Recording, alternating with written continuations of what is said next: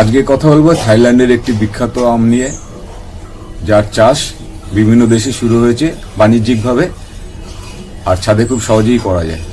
স্বাদে গন্ধে অনন্য, দেখতে কলার মতন, পাকার সময় হালকা গোলাপি বর্ণের হয়, আটি একদম পাতলা, পুরো এটিএম কার্ডের মতন, আর খেতে খুব সুস্বাদু। সেরকম একটি আম নিয়ে আপনাদের সঙ্গে আজকে আলোচনা করব।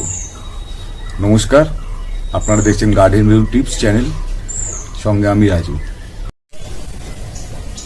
জুনের শেষ দিক ও জুলাই শুরুতে পাকে এই আমের মিষ্টতা 18.20 TSS।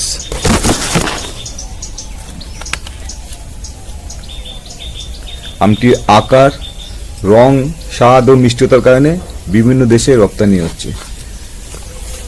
আমটি ব্যানানা ম্যাঙ্গো। আমটির চাষ পদ্ধতি অত্যন্ত সহজ, তাই বাণিজ্যিকভাবে বাংলাদেশে এই আম চাষ শুরু হয়েছে। ওখানকার আম চাষি বন্ধুরা এই আম চাষ করে লাভবান হচ্ছেন। এখানকার যারা আম চাষি বন্ধুরা আছেন, আপনারা অন্য আমের পাশাপাশি এই আম চাষ যদি শুরু করেন, তাহলে আপনারাও বাণিজ্যিকভাবে অনেক বেশি লাভবান হবেন।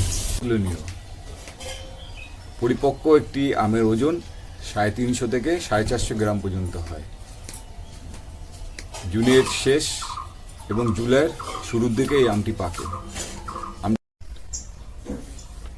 তবে আপনারা ব্যানানা ম্যাঙ্গো গাছ রোপণ করবেন সাধারণ মাটির সাথে 1 বছরের পুরনো গোবর সার মিশিয়ে। প্রথম অবস্থায় 12 ইঞ্চি টবে রোপণ করবেন।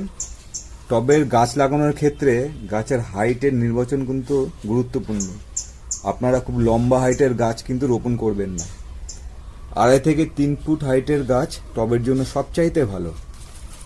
নার্সারি থেকে যখন গাছ আনবেন, আপনারা 7 দিন কোনো সেমি শেডের নিচে আপনারা গাছটি রেখে দিয়ে তারপর গাছটি 1 বছরের পুরনো গোবর সার মিশিয়ে আপনারা টবে রোপণ করবেন। আমের ফলন হয় দ্বিগুণ। ছাদ বাগানি বন্ধুরা, আপনারা বাড়ির আঙিনায়, ছাদে, টবে এই আম চাষ আপনারা অনায়াসে করতে পারবেন। আমটির আটি অত্যন্ত পাতলা হওয়ার কারণে আমের 83% ভক্ষণযোগ্য।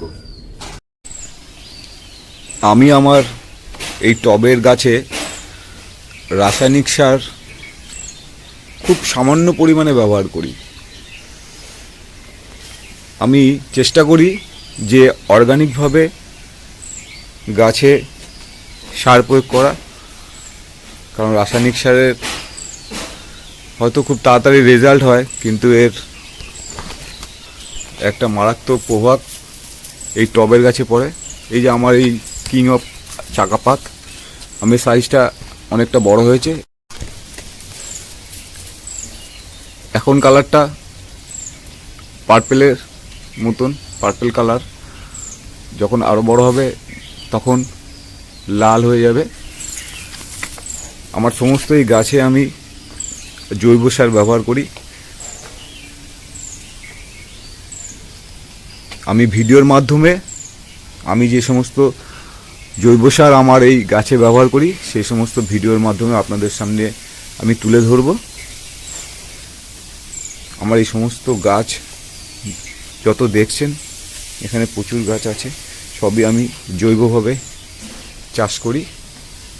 আপনারাও চেষ্টা করবেন গাছে জৈব সার ব্যবহার করতে। আম গাছে বছরে 2 বার খাবার দেবেন। আম গাছে বেশি খাবারের প্রয়োজন হয় না। বছরে 2 বার আপনারা মিশ্র সার আম গাছে ব্যবহার করবেন। টবের সাইজ অনুযায়ী আপনারা যতটুকু প্রয়োজন ততটুকু খাবার আপনারা দেবেন। আর ফাঙ্গিসাইড আর পেস্টিসাইডটা কিন্তু আপনারা স্প্রে করবেন। আমি আমার ভিডিওর মাধ্যমে তুলে ধরি বাণিজ্যিকভাবে সফল এমন কিছু গাছ, আর ছাদ বাগানে খুব সহজেই করা যায় এমন কিছু গাছের সন্ধান আমার এই ভিডিওর মাধ্যমে আমি আপনাদের সামনে দিয়ে থাকি। তাই চ্যানেলটিকে আপনারা সাবস্ক্রাইব করবেন আর পাশে থাকা বেল বাটনটিকে প্রেস করে দেবেন, যাতে নতুন নতুন ভিডিওগুলি খুব সহজে আপনাদের কাছে পৌঁছে দিতে পারি এবং আপনাদের যাতে কিছুটা উপকারে লাগে। নমস্কার, আমার ভিডিওগুলি আপনারা দেখবেন, পাশে থাকবেন। আজকের মতন ভিডিওটি শেষ করলাম। আবার একটা নতুন ভিডিও নিয়ে আপনাদের কাছে আবার খুব তাড়াতাড়ি চলে আসবো।